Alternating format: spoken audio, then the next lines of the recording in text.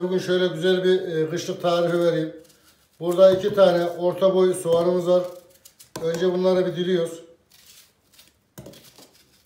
Arkadaşlar bugün de yemeğimiz pratik bir yemek olsun. Herkesin yapabileceği şekilde olsun. Hem malzemeyi tanıtıyoruz hem de yemeğimizi yapmaya başlıyoruz.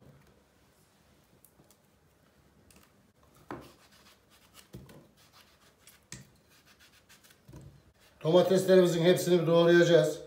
Domates fazla ezdiğine bakmayın. Elinize ne geçerse hepsini doğrayın. Burada 4-5 tane de kapya biberimiz var. Hem güzel lezzet verir hem renk verir.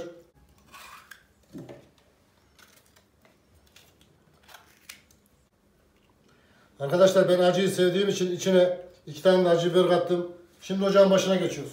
Ocağımızın altını yaktık. İçine şöyle 2 tane defne yaprağı atıyoruz. Arkadaşlar defne yaprağını çok fazla atmıyoruz. Fazla atarsak defne yaprağını balık sosu olur. Az atarsak size çok güzel bir domates sosu olur. Domates çorbası olur. 2 adet defne yaprağını geçmesin. İçine de şöyle 3-4 kaşık bir sıvı yağ boşaltıyoruz.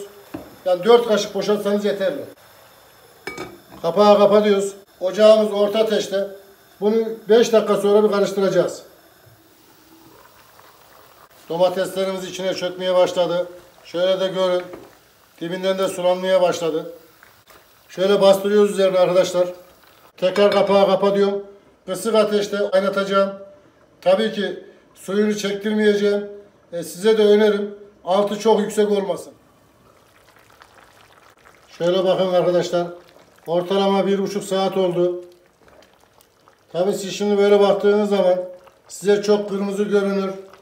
Aynı pazarcının domates satarken üstüne kırmızı çadır koyduğu gibi domatesi alırsın, aslında o kadar kırmızı değildir.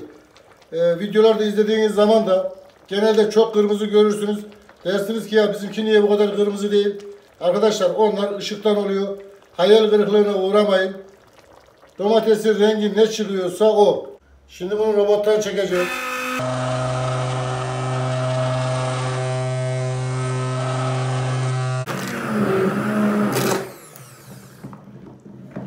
Robottan iyice çektim. Şimdi bunu süzdüreceğim.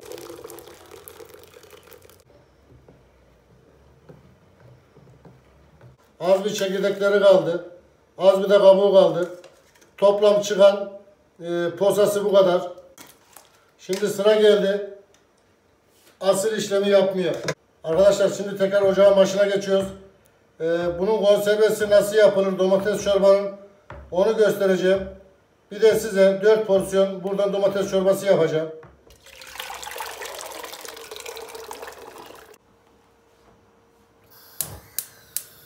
İçine 1 tatlı kaşığı tuz atıyoruz. Tabi tuz ayarını kendinize göre yapın. Kaynamayı gördüğümüz anda şişelememiz gerekiyor. Arkadaşlar şöyle gördüğünüz gibi fokur fokur kaynıyor. Mutlaka bu kaynamayı görmeniz gerekiyor.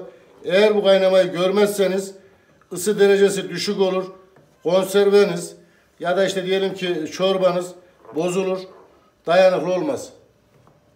Tabii ki tam kaynamayı siz göremiyorsunuz. Sebebi de yoğun olduğundan dolayı, görüyor musunuz? Tam bir ne oldu? Püre haline geldi. Şimdi bunu nasıl dolduracağımızı göstereceğim.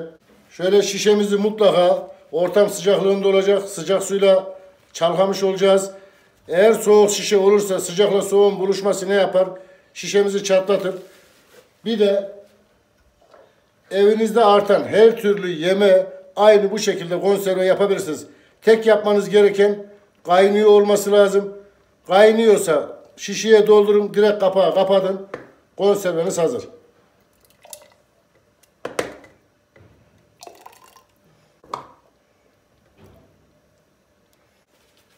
Tabi sıcak olduğu için elimi yakıyor. Hemen şöyle bir peçeteyle tutayım.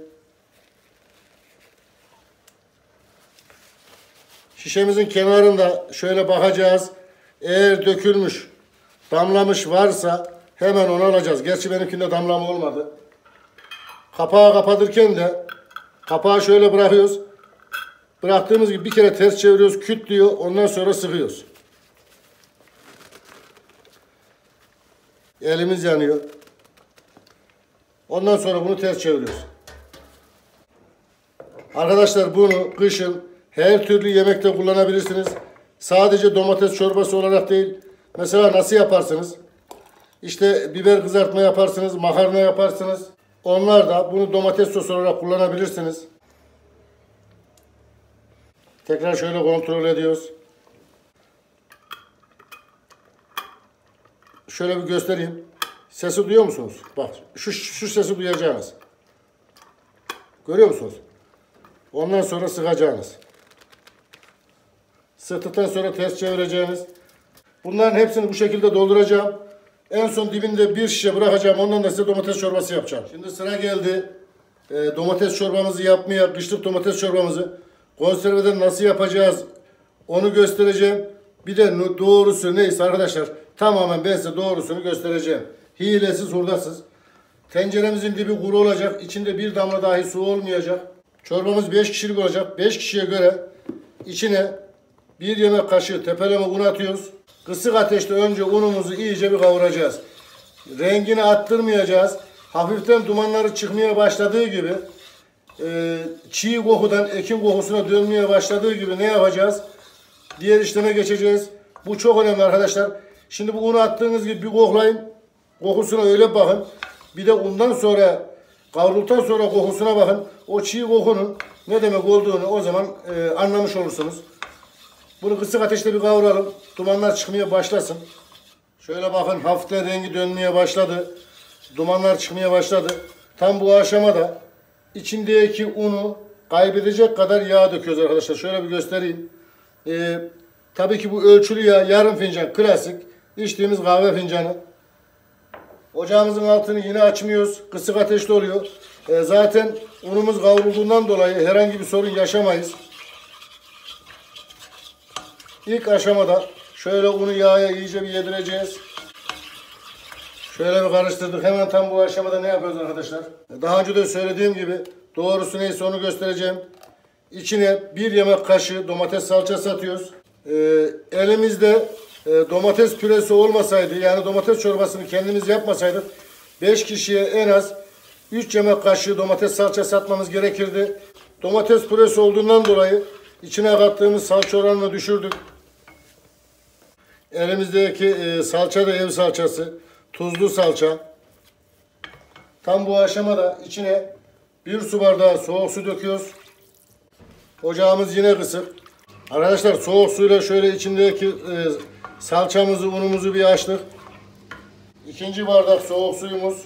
3. bardak soğuk suyumuz. İlk bardak soğuk sudan sonra isterseniz kaynayan su da ilave edebilirsiniz.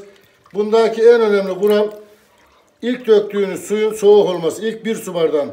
Ondan sonra istediğiniz gibi kullanabilirsiniz. Şöyle bir daha karıştırıyoruz. Şöyle göstereyim. O yapmış olduğumuz domates püresini içine döküyoruz. Şöyle bir suyla çalkaladım. Yarım su bardağı da bu yapar. 500 gramlık konserve şişesinin tamamını kullanmadım. Yarısını kullandım. Tamamını kullanmış olsam ne yapacak? Kışın 3 gün içerisinde elindeki püre biter. Ocağımı orta ateşe getiriyorum. Ocağı orta ateşe getirdikten sonra çorbanın üstüne en küçüğünden bir tane defne yaprağı atıyorum. Defne yaprağına dikkat edin. Fazla atmayın, büyük atmayın. Fazla atarsanız, büyük atarsanız balık kokusu gibi olur, balık yemeği gibi olur. Domates çorbasının orijinalinde krema var. Tabi herkesin evinde krema olmayacağı için biz ne yapıyoruz? 1 fincan süt döküyoruz. Sütü de çok az dökün arkadaşlar. Sütü çok fazla dökerseniz çorbanın rengini bozar, lezzetini bozar. 1 fincanı, klasik kahve fincanını geçmesin. Şimdi bunu kaynatacağız. Ondan sonra baharatlarını ayarlayacağız. Arkadaşlar çorbayı anlatırken tam anlaşılır olmasını istediğimden dolayı tekrar bir daha söylüyorum. Salça kavrulduktan sonra 1 bardak soğuk su, ondan sonraki vereceğiniz 3 bardak suyu sıcak verebilirsiniz. Toplamda ben buna 4 su bardağı su kullanmış oldum. 4 su bardağını geçmeyin. Bunun yoğunluğu biraz koyu olur. Domates sosu da yarım şişe kullandım. Diğer yarısını da işte kahvaltılarda, yemeklerde, her yerde kullanabilirsiniz. Yani bir şey kaldırıp döküp malzemenizi boş yere hiç etmeyin. Şöyle bir kaynamasını görün. Kısık ateşte Bunu 2-3 dakika daha kaynatacağım. Ondan sonra servise geçeceğiz. Kısık ateşte 3-4 dakika kaynattım. İçine 1 çay kaşığı tuz atıyorum. Sebebi de ben buna domatesi kaynatırken tuz attım. Bir de ev salçası kullandım. Ev salçası da tuzlu. Tuzu kontrol etmeden atmayın. Altını kapatıyoruz. Şimdi sunuma geçiyoruz. Konserveleri ters çevirdik, koyduk. Buna bir daha dokunmayacağız. Bu kapaklar içine doğru çekecek. Ortam sıcaklığında soğuduktan sonra kilerinize, deponuza koyabilirsiniz. Dolaba koyabilirsiniz. Allah'ın izniyle 1 sene, 2 sene bozulma yapmaz. Tekrar bir daha söyleyeyim. Bunun her bir yarısını bir yemekte kullanabilirsiniz. Birden boşaltıp da kışın ortasında malzemesiz kalmayın. Çorbayı doldururken de şöyle kepçeyi bir kere bandırıyoruz. Kaldırıyoruz. Bir daha damlama yapmaz. Kaldır. Kaldır. Bir daha damlama yapmaz. Kepçenin altında olan suyu toplar alır. Tabi bunun içine baharat tamamen kendi tercihiniz. İstediğiniz baharatı kullanabilirsiniz. Ben domatesin özelliği lezzeti bozulmasın diye baharat kullanmadım. Elinizde varsa şöyle bir üzerine kaşar serpip çorbanızı içebilirsiniz. İnşallah anlaşılır bir şekilde anlatmışımdır. Sayfamda 1000'in üzerinde yemek tarihi var. Yerli, yabancı hiç fark etmez. Ahmet Şef'in mutfağı yazın. Aradığınız yemeğin ismini yazın. Her türlü yemek karşınıza çıkar. İnşallah hayırlı öğretici video olmuştur. Videoları beğenip yorum yapmayı unutmayın. Ne diyoruz? Kim yapar? Ahmet Şef yapar. Siz isteyin, biz yaparım. Afiyet olsun.